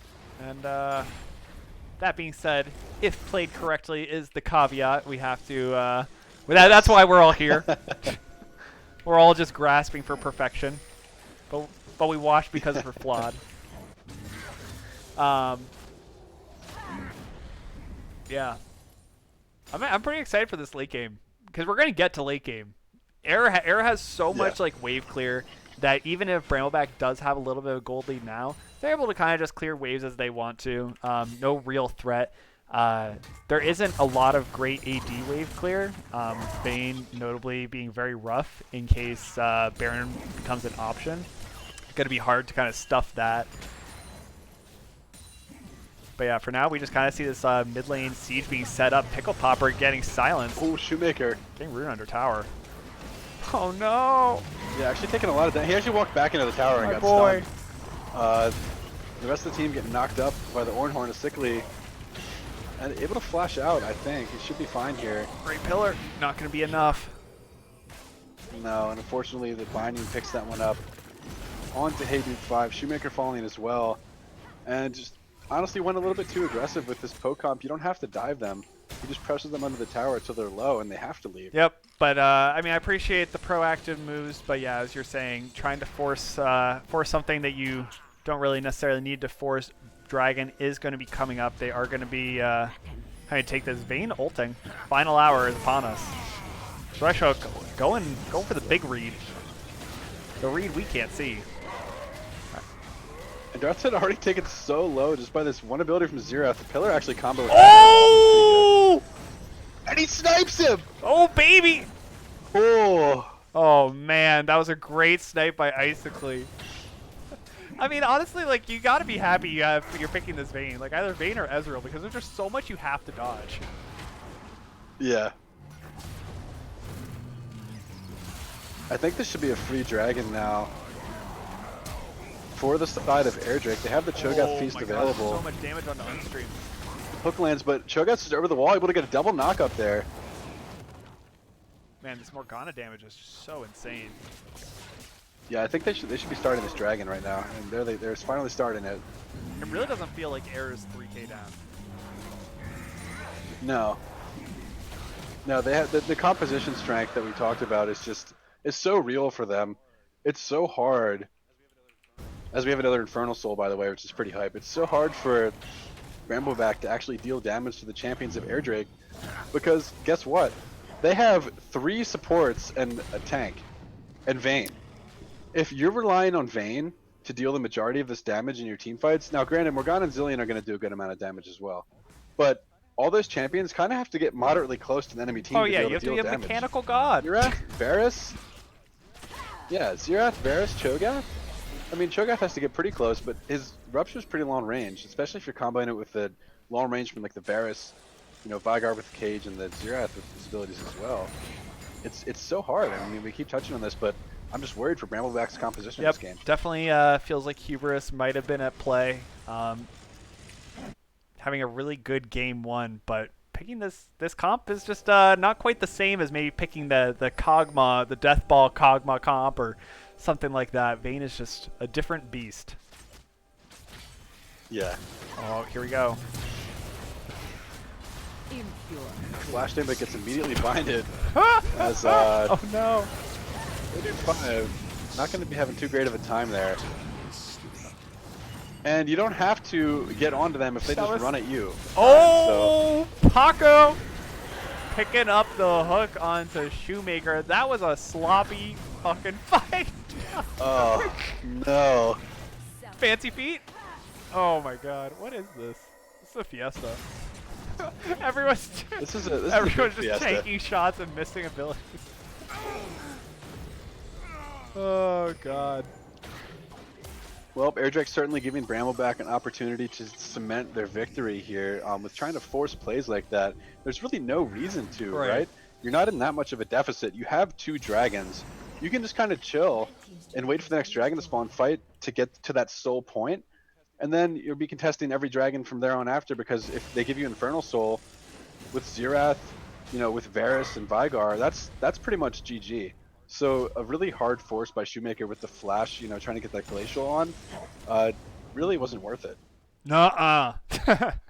Big nope for me. uh, It's just some impatience, If you're getting tired of playing the, we're just gonna sit here and farm. You wanna fight. You wanna use your abilities, but that's not how you win games. If you don't have to fight, you don't have to force. You have to learn to just sit back and chill and I play. feel like you're just reading me the Infernal playbook. Honestly, that is the Infernal playbook. And it sucks. Sometimes it does suck. You don't feel like you're playing League of Legends, but at the end of the day, you're trying to win the game, and you got to play to that. Yeah, and like this is definitely going to be this is going to be a test for Brambleback. This is not the playstyle that they normally play. Can they adapt? We're getting into playoffs. Brambleback 100% into playoffs. Are we going to see any kind of variety from them? Or are we just going to see the same kind of like stomp in 27 minutes? Or are they going to have to kind of play this slow game as you're talking about? Yeah, and I mean, I think the team that really has to play the slow game here is Air, right? They have the wave clear, they have the compositional strength. Brambleback's the one that's going to want to try to really push the issue here, because they don't scale very well into that team. No. No, they don't. Unless we get to the 6-item Vayne point. Even still, that's definitely a tall order. So right now, we're gonna be watching a lot of nice binding. Every time Sasha gets a binding, you just have to like, oh my god. That's Dark Harvest Morgana. That's like 2/3. That's big damn. Big damn. Ooh, hook onto Shoemaker going in. Shoemaker just in a bad spot now. The flash not available. Vigar ultimate went down. And Vayne just actually stunned, bringing it to the wall. Killer! As well. They're trying to wait out the zone ultimate and do pick up the kill. The top knob now's Varus takes it away. Walter took with the kill, but now Hey Dude 5 falling as well. Unstream still alive. Still has a subjugate available too. Ornhorn coming through.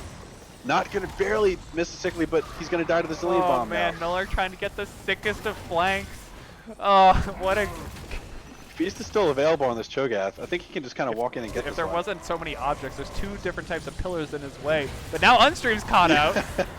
Oh no. Shoemaker having a bit of a rough time getting hit by a binding. Trundle trying to do all the slapping he can, but he's just 1v4ing. That feels so bad, and they keep trying to force these fights. It looked great for them because they were able to kill Darth Ted again, kind of like last game, where they found the AD carry, but the rest of the team's able to clean it up because the health bars from the committal from Air Drake after putting so many resources into the AD carry were so low that they really didn't have any gas left in the tank for the rest of the fight, but they kept trying to fight. Yeah, absolutely. These fights are nutty. Yeah. These are big silly fights. But yeah, one thing that is for sure, Quicksilver Sasha is making, like, I just need to go spam this champion right now because, like, it looks busted. I feel like the second I start playing it, it's gonna look a lot more normal. Oh, that's how it always goes with the Our Morgana versus their Morgana, Yeah. But yeah, the amount of damage that she's able to put out in every team fight is just pretty damn silly. But yeah, Darth Ted getting caught there in a pretty funny way. Shout outs to the boy Tom Nom Nom. Yeah, we still remember. Sickest Varus plays. So yeah, we just need to see this game slow down. I mean, this mid lane turret is still up for Air, and it just kind of becomes this like wave clear ARAM party every time. Yeah, I thought we were playing Summoner's Rift. Turns out we're on the Howling Abyss. And there's still a lot of health on it. They're not getting it anytime soon, short of them getting a great team fight on the side of Brambleback. So it's going to keep on having to like have the fancy feet, dodge out on this poke, and step up. I think they're just respecting the Morgana bind here. Okay, well, I'll eat my words. That's fine. Yeah, they got caught by one too many of those and decided now is not the time to get caught by another one and just end up giving up the mid lane tower there. I don't know if they had to, but they definitely chose to. They must have felt like they had to. It felt like life or death.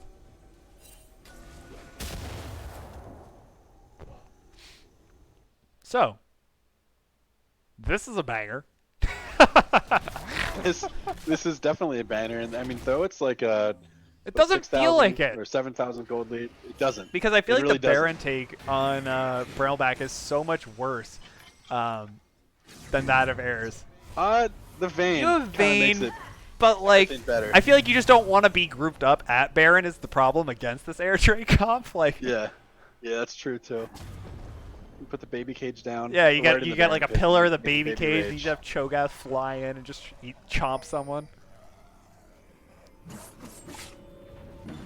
But yeah, I mean, like this game and like the way that Air is playing this, they have to play this slow, as you were saying. We are seeing that. We are almost at 26 minutes, and Brambleback has not won the game yet. So this is pretty slow for a Bramble game. Success. Yeah. We are successfully and well underway into this mid-game phase. And yeah, we're bigly chilling. We're out here with the best of them on Mom's Day. This one's for the moms. It's Mom's Day. I think Mr. Neat's mom Oh, hell is yeah. watching. He mentioned that she was a big Yeah. Rekt League fan. Shout outs to Mr. Neat's mom. Your son's a legend. It's so frustrating here for the side of Air Drake. You know, their composition is really cool, and with the amount of poke that they have and disengage that they have, but just having to deal with a Morgana and a Zillion, they kind of just shut down what you want to do. Zillion's a big Pretty tilter. frustrating. Zillion's a big cock block, and the way the Pickle Popper plays it, he just deals so much damage too. A lot of times you feel like Zillion doesn't even have that much damage. Yeah, he's second item death cap. Like he's out there with the best of them. But yeah, I mean, you see a lot of time, like you're just watching Brambleback set up all this vision in the jungle, hoping that maybe Air Drake's gonna go like face check something and try and make something happen that way, and they're just not doing it. They're just clearing waves in mid, just chilling. Yeah. We saw Hey Dude 5 and Colonel Paco trade flashes there as the dragon will be Nullark's spawning here doing the shortly. Nullark thing. He's in the base. That is his base. We got dragon. He's got squatters' rights. He's TPing. Oh! Can we get the Varus ultimate to cancel? He does. Looking foolish, Nullark. I don't think they want to actually invest too much chasing here. Maybe just set up for the dragon instead. The rest of the team was on Baron actually. It looked like Bramble was sneaking that one while this was going on. And they are continuing to chase this orange to the top side. But now on stream, just caught on the side, actually lives, doesn't die to the Vayne, and the rest of the team just gets super chunked. Zeroth ultimate coming down now as well. Does end up getting canceled by the Ornn ultimate though. As Ornn on the back line, flash available, but ends up getting taken out. Unstream finishes that kill, and Dark's Head now stuck inside of the baby cage, which is what we talked about. Now he's gonna have to, he gets out with a sick lantern from Colonel Paco. That was so good. It looked like he was dead to rights there coming out of the Zillion ultimate. These but health the bars lantern, are so perfect. small, but nobody fell on the side of Air Drake. Shoemaker and Icicly both realizing that they were so low health that if Shoemaker carried that bomb just like an inch forward, Elliot would or Icicly would have died. They're looking to re-engage this though. We got some icy ghosts missing. Yeah, I don't think they want to. They're so low for a sickly and wild Tortuga. Shoemaker's still looking to be annoying and interrupt some recalls, but You'd love to see that. How's this Cho'Gath doing? He's still pretty small in the world of Cho'Gaths.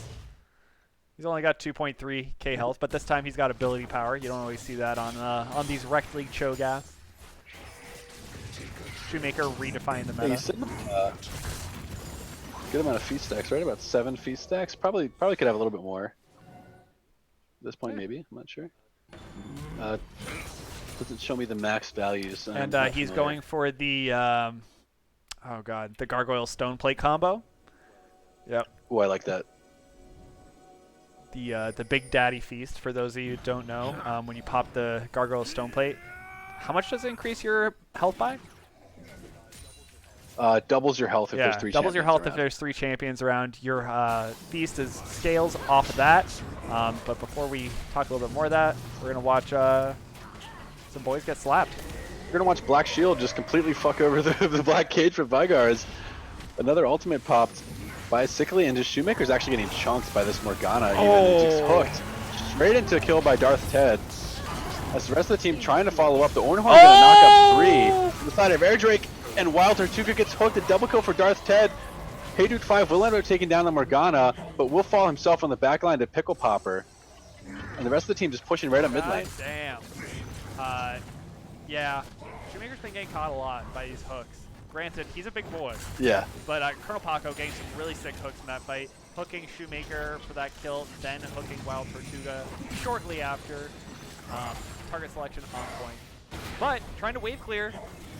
Icically and Unstream can probably do it. They're fine. But smartly, Darth Ted and Colonel Paco are rotating up this top lane, back up to where... Oh, Sickly. Oh no! Just gets bombed down in the mid lane and falls. Colonel Paco and Shoemaker might have a little action. Darth Ted is definitely going down. The Unstream's here. Darth Ted is Darth dead. Shoemaker chomping him up, getting that feast stack. Yeah. And yeah, the Darth Dead's in the chat. The boy is dead. Vayne is off the map. This could signal Baron for Airdrake. I don't think they're going to do it. They're on the wrong side of the map right now, and they're not moving that way. They have about 40 seconds after the kill. They might have been able to do something, but thought it might have been a little too risky with the amount of damage Zillion and Morgana, even Ornn are putting out right now, so want to play it safe. Varus doesn't feel like he's having a great game either. He's just he's tickling. No, he is. Oh, here we go. Oh, Pickle Popper! Didn't quite die. Pickle Popper! You madman. You And crazy kid. Had to flash. Wild Tortuga, very fortunate to live there. On a sliver of HP, I think he lived with about 50 HP. Oh, man. But yeah, they killed Vayne, couldn't find anything off the back of it. Dragon gonna be up here in about, I believe, 2 minutes now. Yeah, about 1:30 left on that Dragon. So they're gonna have to make a choice here for for Airdrake, if they want to seed the Infernal Soul again and get something like a Baron and really be a great stun under. Nope. That was a great lantern. That was such a cock block.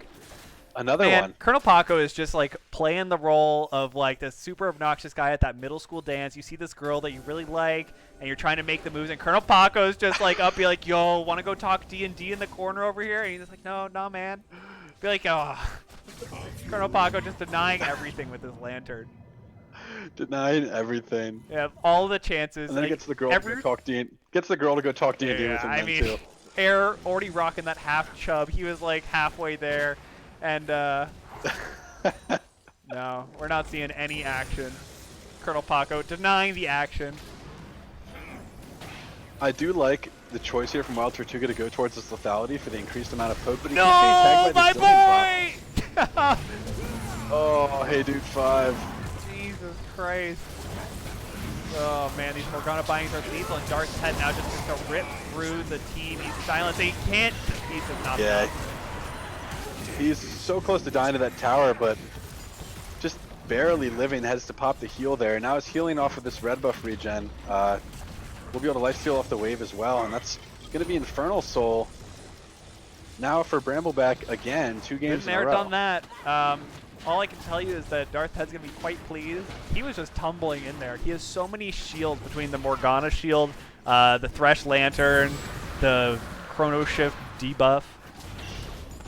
It's a time. Yeah, that was definitely a time to be an AD carry. He was standing on top of a pillar for the majority of that fight, and just the amount of utility that they're just throwing on top of him, he was just so hard to kill. Oh yeah, big yeah. But yeah, Infernal Soul, what you like to see if you're a Bramble fan. Sitting up now, well in control of this game, 8K gold lead. Take a sip of a lukewarm Guinness, and we carry on.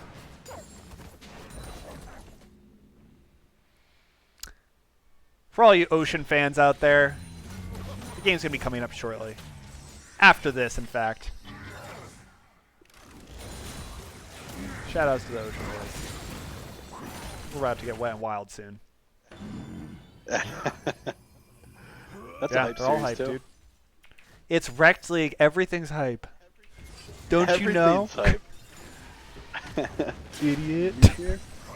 Sorry, you're not an idiot. You're great. You're great. Colonel Paco, given the Interino. Colonel Paco, you know, maybe a little bit of int coming out there. Is sickly popping the ultimate, trying to get some chunk on the back line. Hits a few of them. Vigar. Hey, dude's a legend. He flashed over that fucking wall like a Chad. Oh, this is the time. This is Air Drake's time. Now knocked up. Yeah, they have to, if they're gonna get something, it has to be here. The cage down, but Vayne just on the outside, really untouched, able to kite back pretty effectively. This is tight. I don't even know what to say. This is tight. I'm nervous. I think they just go for the Go Baron for it. here.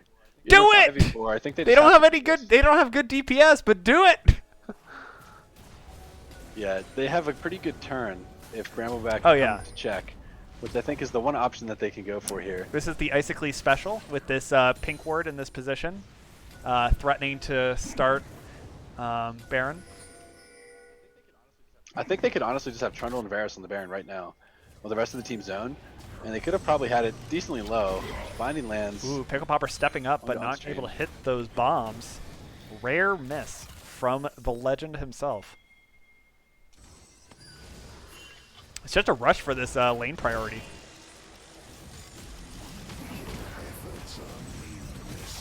Pickle Popper's absolutely slapping right now. The Cho'Gath, who's even kind of tanky. Team stuck in the baby cage right now. A lot of damage coming down with the Zeroth ultimate, but ends up canceling a little early, I think. Or no, just still waiting. He's just not able to hit the rest of those charges there. Just chilling. And they're just back in the base. All right, saving this inhibitor. But yeah, meanwhile, this is going to be the signal for Brambleback to kind of start threatening this Baron again.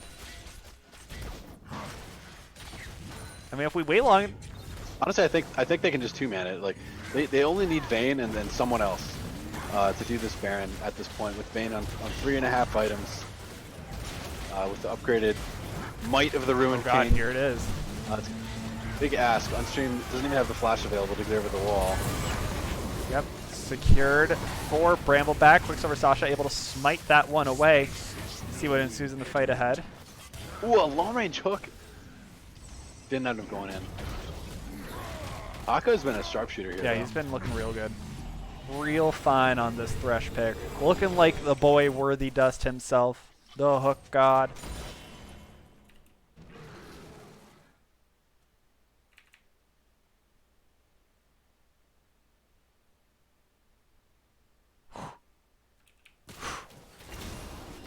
This is tight.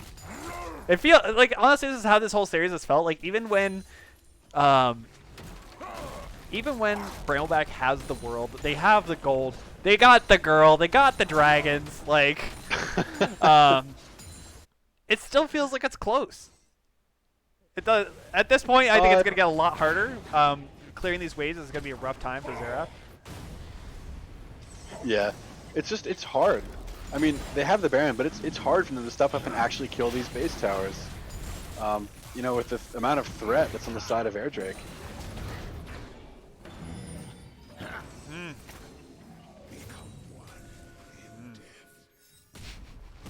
It's prime casting.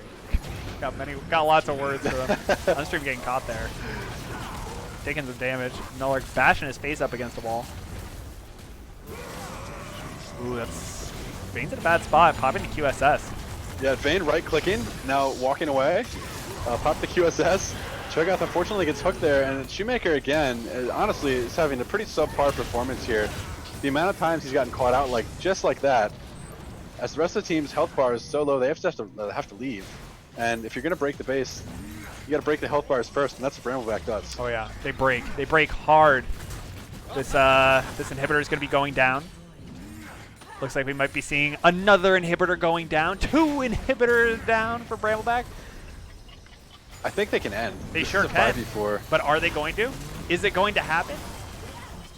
I think so. Hey, dude is in a very bad spot. Rip, dude. Yeah, that's a tower down. Vayne popping the ult. Running forward, has a Zillion ultimate on her. Doesn't even care. Tanking the tower. Actually not even going to end up dying. Going for the Nexus dive. Sasha picks up the kill. Holy game. For a 25-9 game, that felt way closer than it was. Yeah, it felt like we were kind of just waiting for Brambleback to decide to end the game for maybe like the last 10, 15 minutes of that game because they had a substantial advantage. The difficulty was with Air Drake's composition actually, trying to get into the position where they could fight them safely. Had to kite around a lot of CC and slows and stuff, but they did it. Hell They yeah, did it big well. time.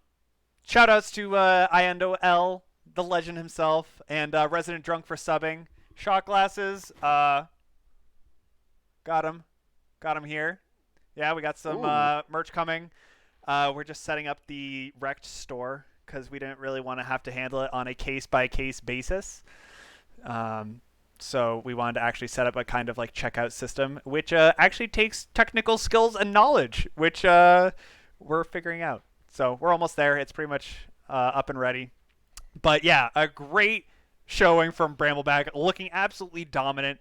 We would normally do interviews, however, it is already almost 6 o'clock, and ouch. I'm running the next stream, and I gotta be setting that up. So we're just gonna go to a quick break, and you know what, fans? I know so many of you dying for it. It's gonna be the hype match of Infernal versus Ocean. GG's to Brambleback. On to the next. We'll see you in a few minutes. Thank you, Sable, for the co-cast.